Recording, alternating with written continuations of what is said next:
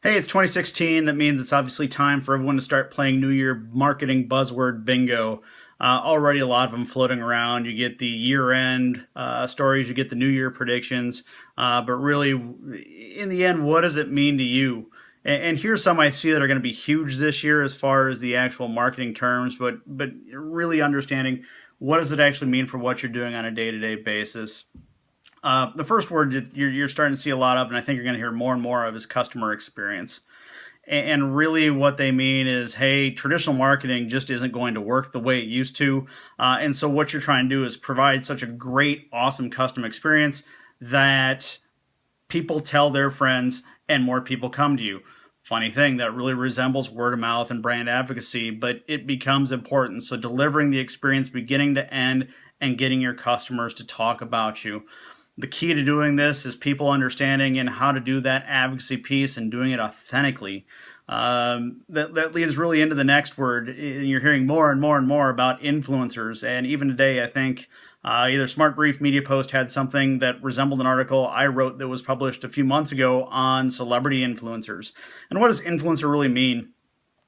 What influencer doesn't mean is just, I've got a big audience or I'm a celebrity, because plain and simple, they don't trust you. They don't trust influencers. While most brands, the trust mark is somewhere around that 23% range where people trust you. For celebrity influencers, it can be even less. It can be as low as 18%. So when you talk about it and you want to make examples of it, you don't want to be picking the Kardashians necessarily, because you know that every time they've talked about a product, it's because they've been paid $200,000 a tweet to talk about your brand. Yes, they have a huge audience. Yes, they can swing business, but it only lasts this long, as you're paying them. So in the end, find the people who are engaged with your brand, that have a passion for your brand, that are willing to talk about your brand to your friends, and pick those people instead. Those are influencers. And why are they influencers? These advocates are influencers. These brand enthusiasts are advocates, are influencers, because they get people to act. They get people to buy. They get people to try. They get people to learn about your brand. They get people to sign up for emails. In the end, they bring you business. Whether or not you know it, word of mouth and advocacy brings you anywhere up to 23, 25% of your business. The average is around 13%, but it brings you a significant chunk whether you know it or not. The key is, are you effectively harnessing it and doing it in a real manner?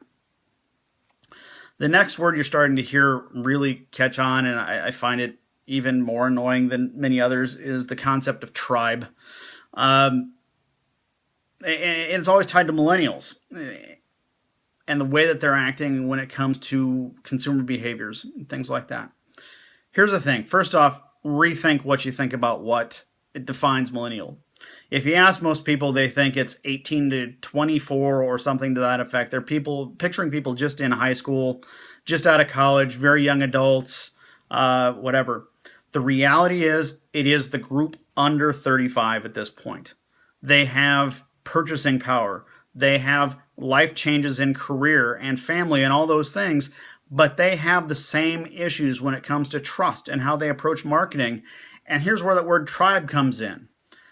3/4 of them think it's their duty to tell other people that this is the sort of purchasing decision you need to make. That they want to help the people they know make smarter purchasing decisions.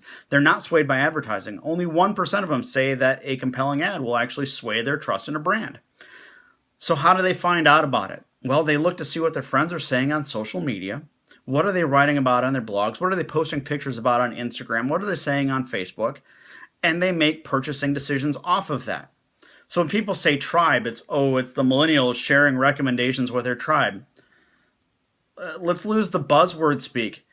It's people under 35. It's young professionals. It's young adults. It's whatever. It's them telling their friends in their social circles what they like. It's not a tribe. It's their friends. Quit making it more complicated than it is. So what does it boil down to when you look at what the trends really all tie into in the marketing buzzword bingo for 2016 so far? It ties into building word of mouth and brand advocacy.